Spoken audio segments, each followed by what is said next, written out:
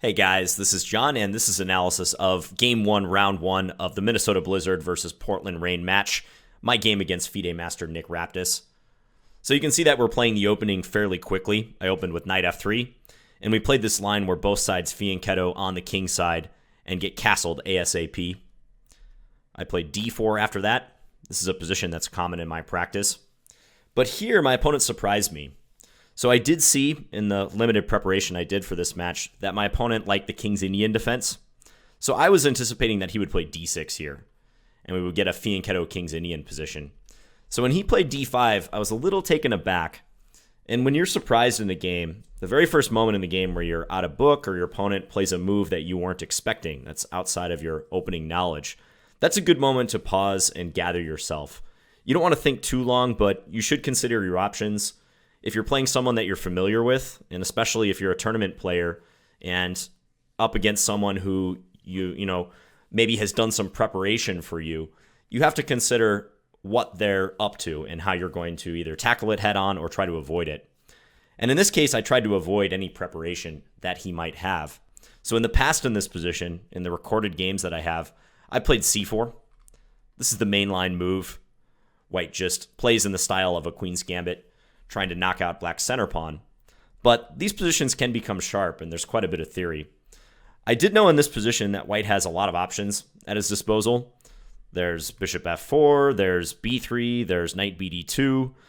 Vladimir Kramnik won a famous game last year against Jan Nepomniachtchi where he played c3, and then in response to b6, he played c4, seemingly wasting a tempo. So it's a nuanced position. Ultimately, I decided to go with knight bd2, however. This is the second most popular move in the position, and I knew it to be a decent move for White. Wasn't really familiar with the theory, but I thought, hey, maybe he's not familiar as well, and at least we can play chess.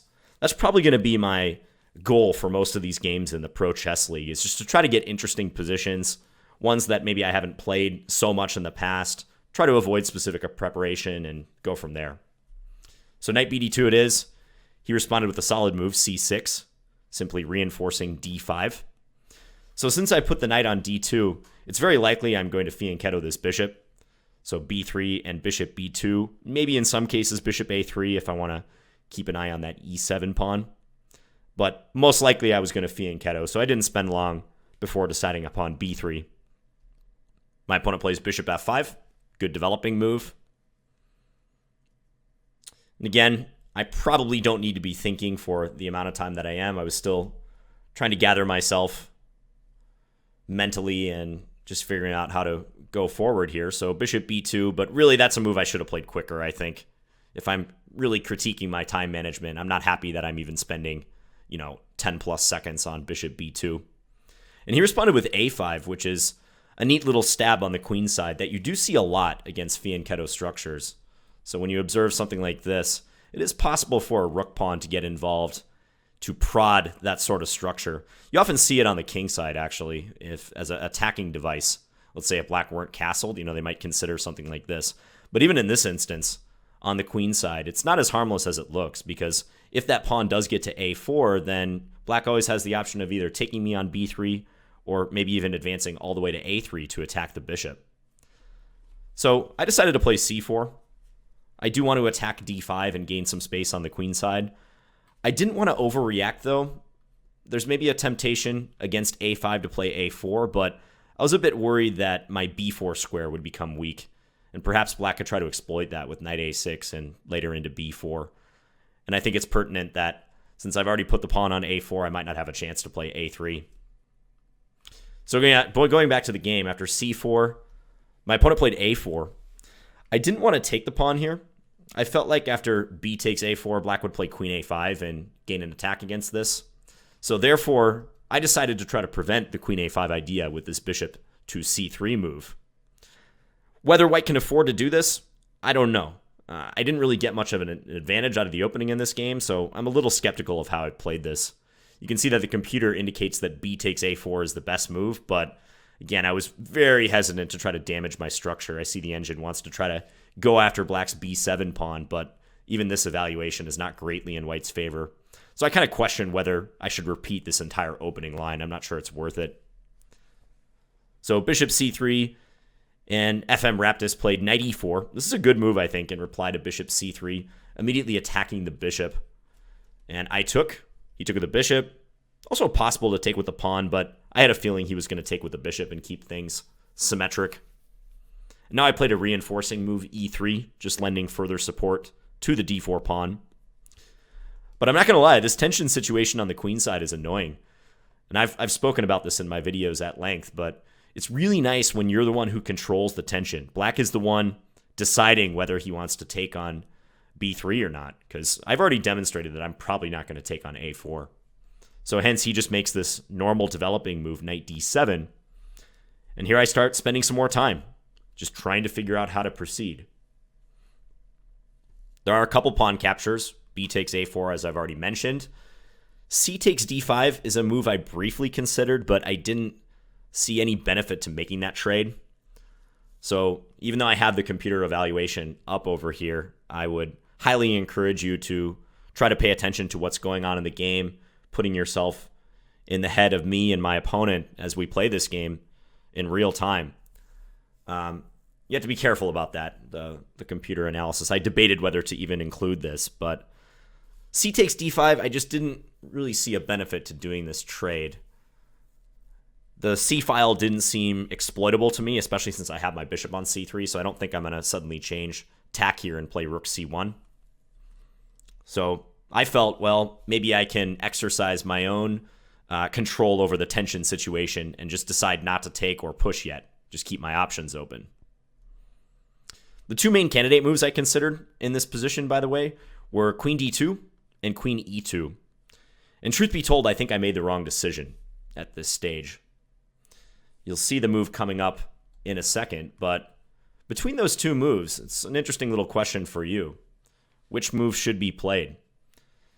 So I decided on queen d2, but I think I should have played queen e2 if I was going to develop the queen. And the issue with queen d2 is revealed in the next couple moves here. I didn't really think I had much of an advantage at this stage, so I wasn't optimistic that I was going to be able to demonstrate anything significant here.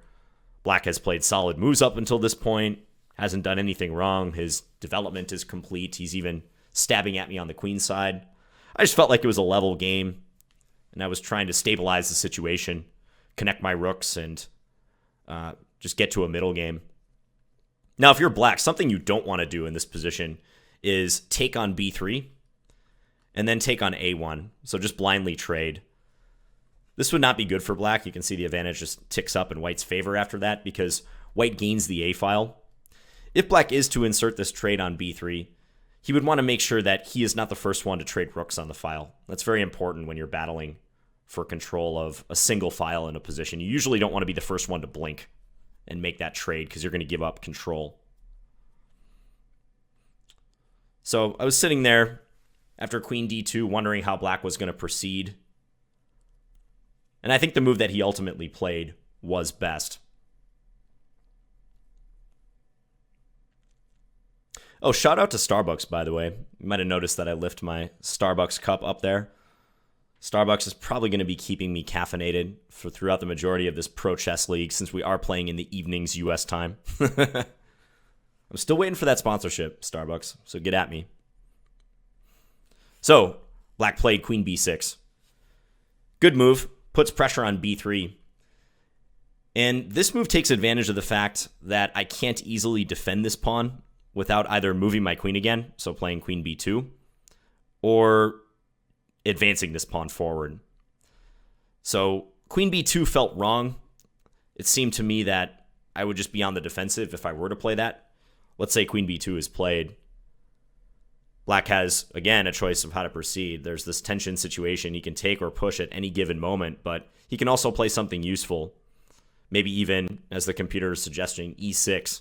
Just solidify the structure even further. And it just seems to me that black is the one who's controlling the pace here. Probably my best bet is to do something like knight d2 and try to trade for this light square bishop, which is almost holding two of my minor pieces hostage on the king side. But is white really getting anything here? Let's say knight d2, just swap the bishops. Doesn't really seem like it to me. Black may even start shifting some resources to the queen side. I don't think it would be out of the question for black to even think about playing rook a6 and try to get this rook over to double up on the file, maybe in anticipation of eventually taking and trying to take control of the file when he has more firepower coming down there. So queen b6 was annoying, and what's weird is I saw that move back here. So when I played queen d2, I saw that queen b6 was possible, but I underestimated it. One move that did cross my mind in response to queen b6 was playing bishop b4. I thought maybe this, at first, was a decent solution to the problem, because then I'd be attacking the pawn on e7 with tempo. But you know what this invites is c5. Attacking the bishop.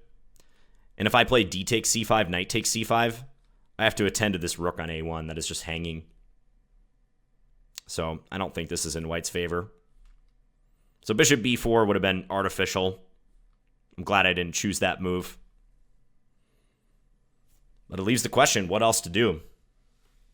After thinking about it for a little while, I felt there was only one solution to this question. If I don't want to defend the pawn passively with queen b2, what else can I really do? And I don't want to take on a4. And by the way, as I go through this game, given that there is sometimes a pause in between the game, you're seeing it real time, you can challenge yourself and pause the video whenever you like to try to predict what happened. You can see the clock situation is already getting alarming for me. So my opponent has 12 minutes and 11 seconds, and I have roughly 7 at this point.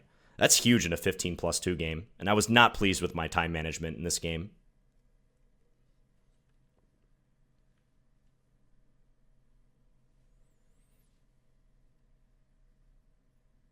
Once you start getting around 5 minutes in a 15+2, a good player can absolutely terrorize you. If there are any tactics whatsoever going on in the position, it's so tough to handle. So as you can see, I eventually play c5, advancing and attacking the queen, and he immediately backs off queen c7. I think a smart idea. And again here, I should play my next move instantly. I don't know why I'm thinking at this point. This is really poor on my part.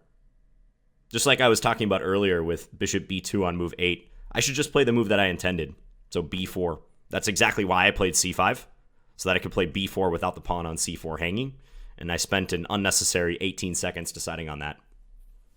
And he immediately played b5, which I was actually kind of glad to see this double-edged move, because I saw that I could try to open the c file now and gain some play via that file. I actually thought that black might immediately shift towards preparing e5, so I thought instead he might play like rook fe8 or maybe rook a e8. In an effort to try to push e5, so pivot back towards the center. But he demonstrates that he wants to try to close the queen side first. So b5, and I want some avenue for play on the queen side, so I take. He takes with his knight, and I played this rook over. I figured since the king side in the center is so closed, it was acceptable to use this rook, and that maybe the a1 rook could also be useful in some capacity on the queen side.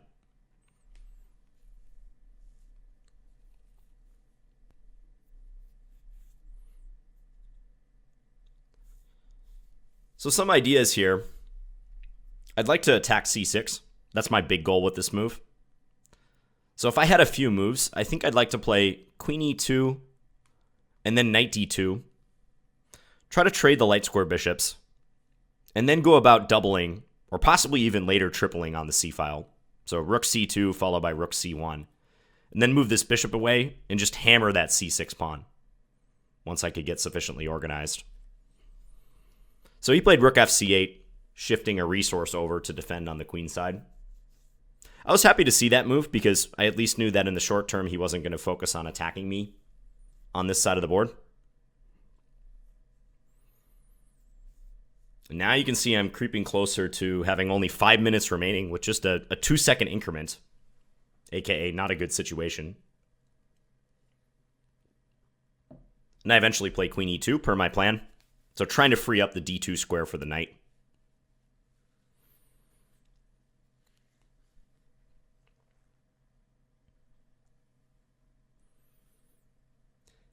And without too much hesitation here, Raptis decides to play active, as he's been kind of doing all game. So knight c4, coming in with the knight. This didn't seem to cross my plans too much. I think knight c4 is understandable because on b6, the knight doesn't really have any other destination that seems enticing other than c4. But again, I was not unhappy to see that move, so I just continued with knight d2. I figured that any trade, especially one along the c-file, would benefit me. Now, after black's next move, bishop takes g2, perhaps I should have just kept it simple and played king takes.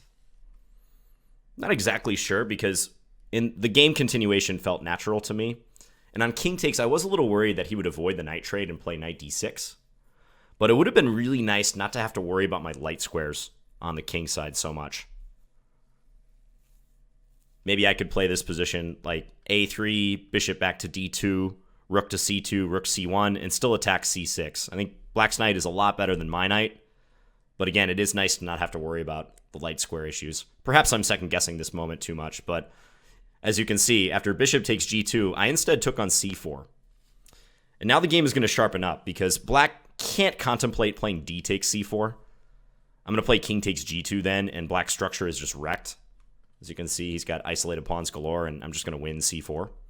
So I knew on knight takes c4 he was going to preserve his light square bishop, so he moved it to h3. And I like the fact that I was going to be able to hammer the c6 pawn once again. So I played knight a5, introducing pressure against that guy.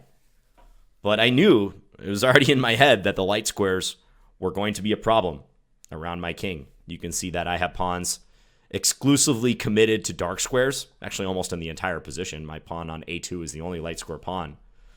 So when he plays queen d7, he's already hinting at the fact that he's going to pressure me on these squares. Queen d7 connects his queen to his bishop, and he's looking for ways to try to maybe play bishop g4, or let's say queen to f5, creeping closer. He's not going to completely abandon the defense of the c-pawn, but he's indicating that he might shift over to the king side as well. It's hard to shore up the light squares on the king side, so I didn't want to focus on that. I played bishop b2 just to clear the way for the attack against c6. I think I am best served to counterattack here. But you can see, if you've been glancing over at that computer analysis, that the engine really likes black now. So it jumps up to a clear advantage if black plays e5 here, which is quite a surprising move. I have not explored this yet, so let's just take this moment to do that. So if e5, take, and now c5, wow. Okay, so knocking out the d4 pawn, making way for this pawn to advance, that's very dynamic. That hints at the fact that this knight is weakly defended on a5. Black is trying to knock out the b4 pawn. You can see if rook takes c5, black can trade, and then this knight hangs in the end.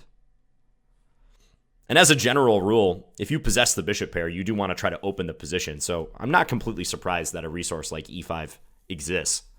Maybe that indicates that I already have to be more careful here than I thought. Even bishop b2, this nonchalant move could have got me in trouble. e5. But black instead played h5, so gaining some space on the king side. This move, in some sense, is in the same spirit as a5 earlier in the game. He's just doing this on the other wing. He might send the pawn down to h4 and just probe my king side, try to weaken things. Also creates an escape square for his king if he ever wants to go to h7, if back rank issues ever become a big deal. So I play rook c5. I get my rook into this outpost square, and I'm just getting ready to play rook c1. You can see the next moves. So black plays rook c7. I bring my rook over, and he does the same. So now we're all lined up on the c-file. Again, I was happy to see this because the tempo of the last few moves indicates that white is the one who's pressing, perhaps. So I've just enticed him to defend this pawn here on c6. So I was feeling pretty confident, even though my time was not a cause for confidence. 3 minutes and 20 seconds. My opponent has almost 3 times as much time as I do in a 15+2 game. That's not a good situation.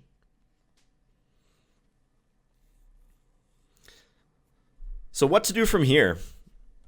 I'd love to simply double up and just start attacking. So queen c2 is the move I wanted to play, but problem is black's going to swoop in with their queen, queen g4.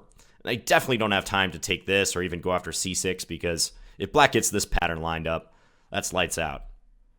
We can just head home after this or hang my head in shame and play 3 more games. This is the Pro Chess League. So I was trying to figure out what to do because I want to use my queen This is the only other piece that could conceivably attack c6, but I can't completely abandon looking at g4 or f5. So I played f3, guarding g4, but you know what? This creates further weaknesses around my king. I mentioned this rule before, but you can usually tolerate one pawn move around your king, so the fact that I played g3 isn't going to kill me. But once you start getting into 2 pawn moves or more, that's when your king safety starts to become very shaky. And I knew that when I played f3, but I just wasn't sure how else to play around this. And I don't think the move itself is so bad. As you can see, my position is still fine here. And now the game gets sharp, and I was very surprised. You might have been able to tell by my reaction to Black's next move. I was pretty surprised when he played e5. I saw the idea behind this move, but I didn't think he would go for it because I thought his dark squares would become compromised beyond repair, too. So Black's idea is, after d takes, to play this bishop f8 move, attacking my rook on c5. And I don't think I can contemplate moving the rook back. That's his point. If I move the rook back to c2, he's going to take on b4. And again, this knight is hung out to dry on a5. White is in major trouble. If I had to play queen a6 to try to save this rook, I'm probably just falling victim to something simple. Yeah, rook a7, pick up the piece. So I was pretty thrilled, actually, that I was going to sacrifice the exchange here. I was intent on leaving that rook on c5, letting him take it. So I played queen d3. He takes, I take. And I thought I had great compensation here. I'm only down 1 point of material, so I have a minor piece plus a pawn for the exchange. And in a middle game, that's often enough compensation. If you have a lot of pieces, and especially if the remaining bishop or knight that you have, the extra minor piece that you have compared to your opponent, is playing some major role in the position, it's likely you have good compensation. And I felt here that without Black having a dark square bishop, I would just be reigning supreme on the dark squares. But Black played very well. So here he played queen f5. Good move, proposing a queen trade. I'd love to simply play queen d4 and then play the clearance move e6 and then just mate the guy on g7 or h8 or otherwise infiltrate. But what's going to happen if I play queen d4? Bad things. Queen takes f3 will be played, and it's that familiar pattern again. I'm just getting killed on the light squares. So maybe in my exuberance over the dark squares, I lost sight of the fact that my light squares were still plenty weak here. So after queen f5, I did trade the queens. I'm not thrilled about that decision. I'm still not, and I wasn't at the time, but it felt like I almost had to do it because of the threat against the f3 pawn. Immediately after this game, though, I was clicking around, just waiting for the next game to start, and it occurred to me that I could play queen d1 here. And I think in retrospect, this is the move I would have chosen if I had more time to consider, if I wasn't down to below 2 minutes.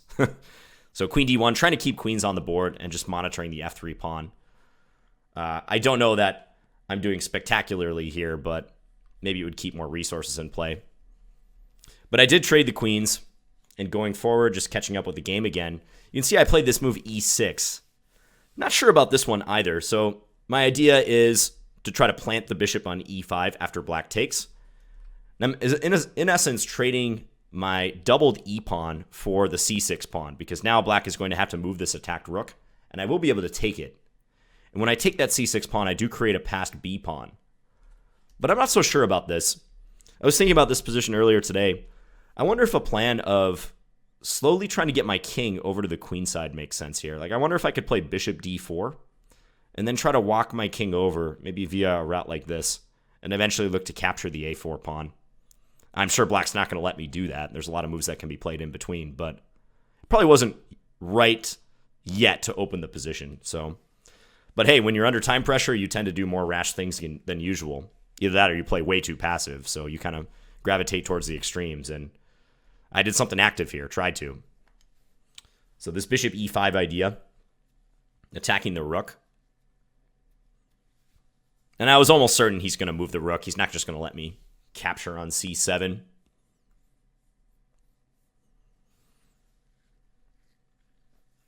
So he plays rook d7. And I immediately take on c6. It would be interesting to try to delay this exchange, actually. I'm not completely sure I have to do this right away, but this is the most consistent reply. And he played the rook back to b7 right away. Note here, I can't play knight e7 check. even though this would fork the king and the rook. After rook takes e7, black's bishop is guarding the rook on c8. So I was always looking at knight e7 check, but I decided never to play it because it never worked. So a3. a3 was played out of his desire to stop black from playing a3 himself. I thought he might try to fix my pawn on a light square on a2. So I didn't want black to do that. And it just stabilizes the queenside too, adds another defender to b4.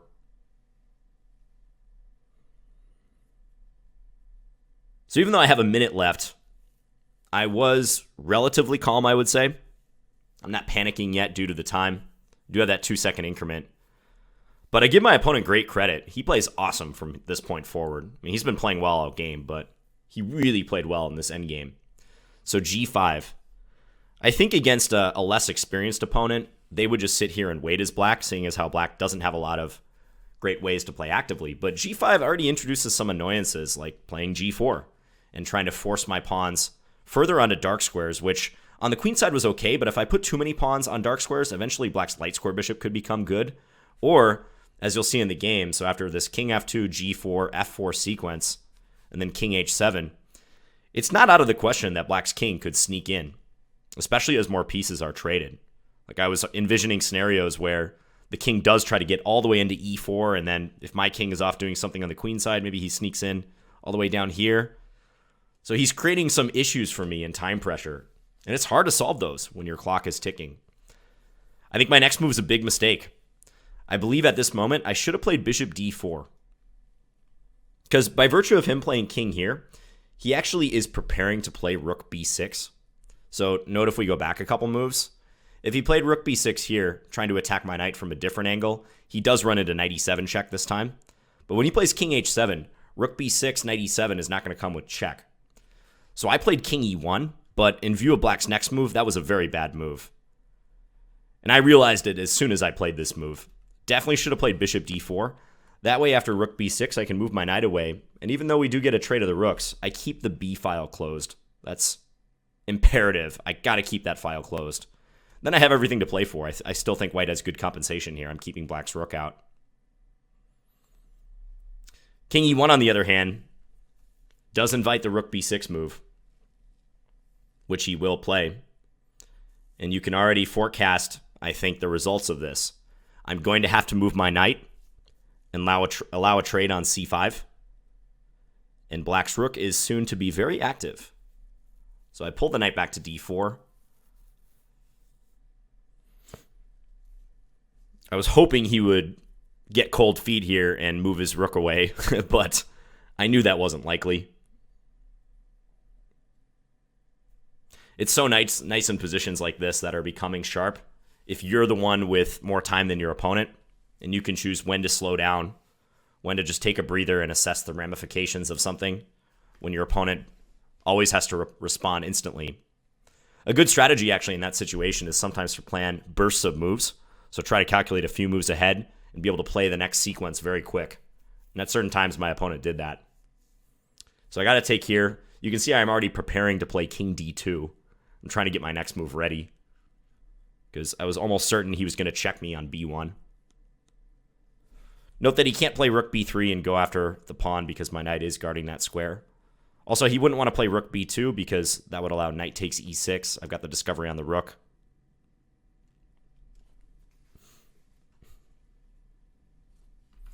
So rook b1 is played. I play king d2. So at this stage, I'm pinning all my hopes on the c-pawn. And I knew it wouldn't be easy to queen this pawn because black's bishop is guarding the c8 square. And now he plays a smart move, bishop back to c8, ensuring that I can't even play knight takes e6. So he's going to retain this bishop. I figured my position was much worse, if not losing, but I am still trying to find the trickiest ways to proceed, so I pushed my only asset, the c-pawn. He plays rook h1, good move, going after h2. That's the correct pawn to go after. It's tempting to go after the a3 pawn, but I think I would have more resources in defending against that. So he goes after the h-pawn. I played f5 just so my bishop would have some say on the king side. I'm trying to help defend g3 because that's the next pawn he's going to go after. I'm also kind of trying to keep his king out too, so stop it from going here. The problem is this bishop on c8 is difficult to dislodge. I mean, how am I going to attack it?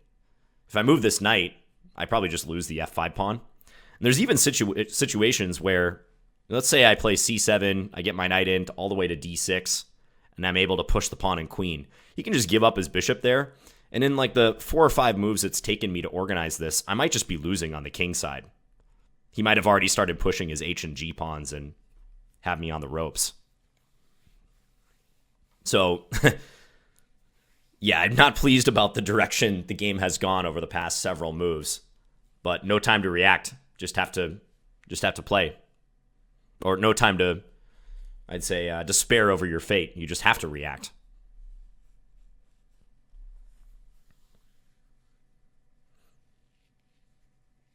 The A-pawns, by the way, they don't really play a role right now. I thought maybe I could try to pick up the A-pawn, Black's A-pawn that is, and try to run mine, but again, that's just far too time-consuming. So here he plays H4. I gotta take it. I am attacking his rook now, but he plays the excellent rook H3. So dragging my king back, because rook takes E3 was threatened, and now he can continue aggressively. He's not gonna pause to take the G-pawn, or take the H-pawn, rather. Rook takes H4. He's just going to continue pushing this because all of a sudden he has a passed pawn. The H-pawn can also be taken whenever. So G3, and I'm thinking, oh man, this is looking bad. How am I going to stop this pawn? So I try to get my knight involved, knight F3 rather, setting up the cheapo knight G5 check threat. So if he were to push the pawn here, G2, I get check, king moves somewhere, take, and simultaneously stop him from queening. Not likely he's going to fall for that. And Black's next move, I think, points to the sharpness and the clarity in which he played this game. He played a very annoying move for me in time pressure. It's just a good move overall. You can see it's the top move of the computer. F6, deflection idea. So attacking my bishop, trying to force it off from the diagonal it's currently on. And I did see this move, so I instantly took it. I figured moving my bishop somewhere else is also going to be bad. Black can like take on F5, for instance. So take... He delivers a check. Note that I can't take this rook. After take and take, I have no way to stop H1 queen. So king E1, bishop takes F5. I'm down to my last 10 seconds or so. I got to stop that G-pawn, so bishop E5. I did find some decent moves in time pressure. I will give myself a little credit, but overall, my opponent is working me in this position.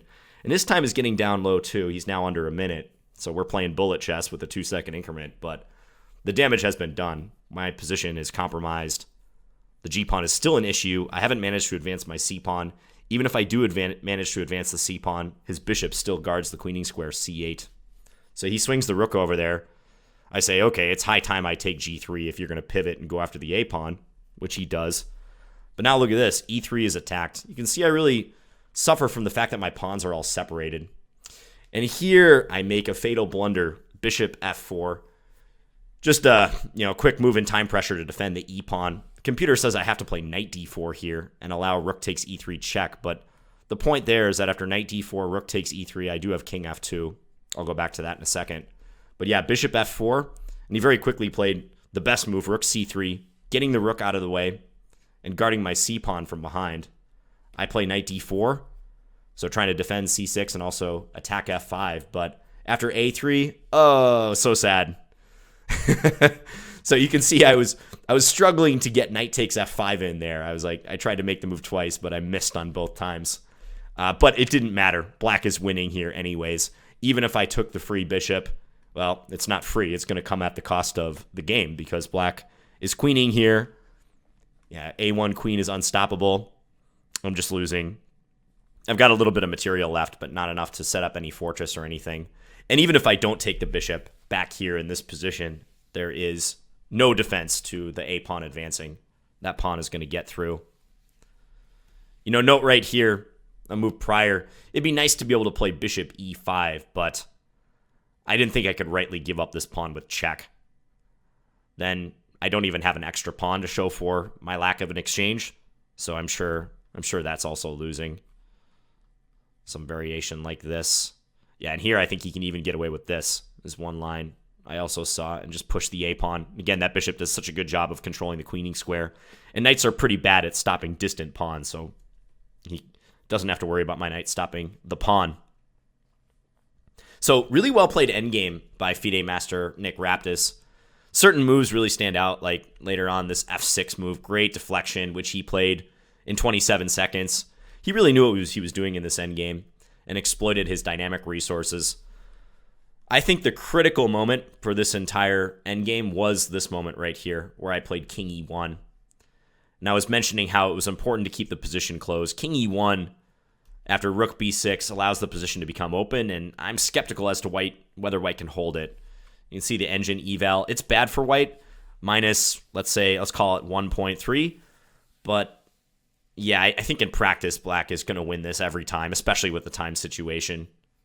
I shouldn't say every time Black's going to win, but I mean, it's pretty clear that White's c-pawn is not that dangerous when Black's bishop is always controlling the queening square. So I was disappointed to lose this game. It did demonstrate that time is still a big issue for me.